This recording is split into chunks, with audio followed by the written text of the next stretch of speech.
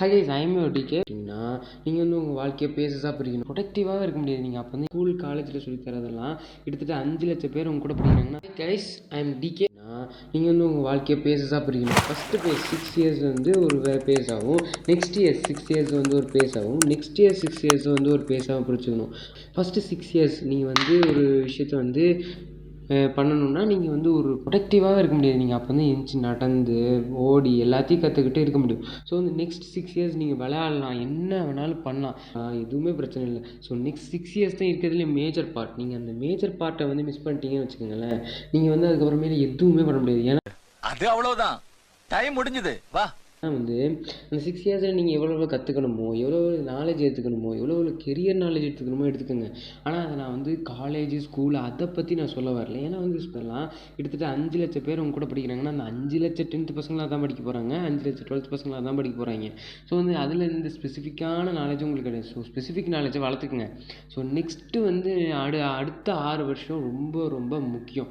அதான் வந்து 18 வயசுலேருந்து 24 வயசு வரைக்கும், அந்த வயசில் நீங்கள் ரொம்ப ப்ரொடக்டிவாக இருக்கணும். வந்து எல்லாரோட பிளெயின் வாழ்க்கையிலையுமே எப்படி இருக்குன்னா, ஒரு யங்ஸ்டர் வந்து 21 வயசில் தான் வந்து ஒரு ஜாபே கிடைக்கிற மாதிரி இருக்கும். ஸோ அந்த வாழ்க்கையை நீங்கள் வாழக்கூடாது. அதுக்கு நீங்கள் என்ன பண்ணணுன்னா, ஃபஸ்ட்டு நீங்கள் வந்து அதை அப்போஸ் பண்ணணும். ஒரு 21 இயர்ஸில் வந்து நீங்கள் ஜாபுக்கு போனீங்கன்னா எதுவுமே வாழ்க்கையில் ஈஸியாக சாதிக்கிறது கஷ்டம், ரொம்பவே கஷ்டம். அதுவே நீங்கள் வந்து ஒரு ஆவரேஜ் ஸ்டூடெண்ட்டாக இருக்கீங்க, பிலோ ஆவரேஜாக இருக்கீங்கன்னு வச்சுக்கோங்களேன், அவ்வளவுதான் நீங்கள் வந்து ரொம்ப ரொம்ப கஷ்டப்பட வேண்டியதாக இருக்கும். ஏன்னா வந்து நீங்கள் ஒரு அப்படியே உங்களுக்கு நிறையா பர்சன்டேஜ் இருக்குது அப்படின்னா, இது காலேஜ் ரொம்ப ஈஸி அப்படின்னா எல்லாருமே அந்த மார்க் வாங்கி ஆகணும்ல. எல்லாருமே 80% 90% வாங்கியிருப்பாங்கல்ல. அப்போ 5 லட்சம் பேரில் அந்த செலக்டட் கேண்டிடேட்டை மட்டும் தான் அவங்க எடுக்க முடியுமே தவிர மற்றவங்கெல்லாம் எடுக்க முடியாது. ஸோ 21 இயர்ஸில் வந்து நீங்கள் வேலைக்கு போய் தான் சம்பாதிக்க போகிறோன்னா, அதுக்கு இந்த மாதிரி ஒரு உலகத்தில் வந்து கண்டிப்பாக பாசிபிள் கிடையாது. ஏன்னா நீங்கள் சம்பாதிக்கிறதுக்கு நிறைய வழிகள் இருக்குது. Without job there are many ways to earn. அந்த பேஸ்லாம் கொஞ்சம் ஈஸியும் கூட. 24 வரைக்கும் இருக்கிற பேஸ் தான் ரொம்ப ரொம்ப கஷ்டமான பேஸ். ஏன்னா வந்து நீங்கள் ஒரு 18 வயசு வரைக்கும் கற்றுக்கிட்டதை அந்த ஒரு 18 வயசுலேருந்து 24 வயசு வரைக்கும் தான் வந்து உங்களால் எக்ஸிக்யூட் பண்ண முடியும்.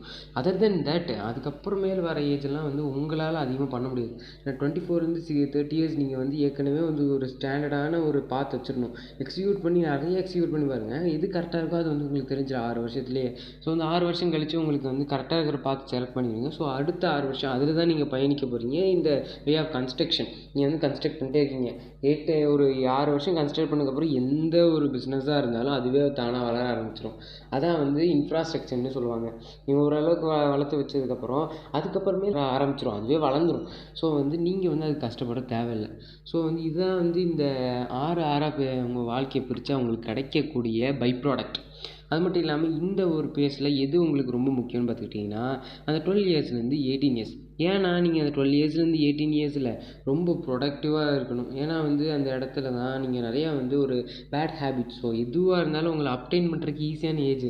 ஏன்னா அப்போது வந்து ஏதோ ஒரு பார்ட் வந்து மூளையில் பள்ளி மாதிரி ஒரு பார்ட் இருக்குங்க, அது ஒழுங்காக வளர்ந்துருக்காது. ஸோ அதுதான் வந்து உங்களை பேட் ஹேபிட் பண்ணணும்னு நினச்சா பண்ணக்கூடாதுன்னும், நீங்கள் வந்து ஒரு பேட் ஹேபிட்டுக்கு அடிக்ட் ஆகணும்னு அடிக்ட் ஆகக்கூடாதுன்னு உங்ககிட்ட சொல்கிறது. அதுவே இல்லாத ஒரு காலகட்டத்தில் உங்களை ஈஸியாகவே எதுவாக இருந்தாலும் ஆக்குபை பண்ணிடணும் இல்லையா. ஸோ அடுத்து எல்லாமே ஃப்ரெண்ட்ஸ் எல்லாம் வந்து என்ஜாய் பண்ணிகிட்டு இருப்பாங்க. கரெக்டாக வந்து காலேஜ் டேஸில் வந்து ஒரு 4 இயர்ஸ் வரைக்கும் நீங்கள் என்ஜாய் தான் பண்ணணும்னு நினைப்பீங்க. என்ஜாய் பண்ணணும்னு நினச்சி தான் காலேஜுக்கே போவீங்க.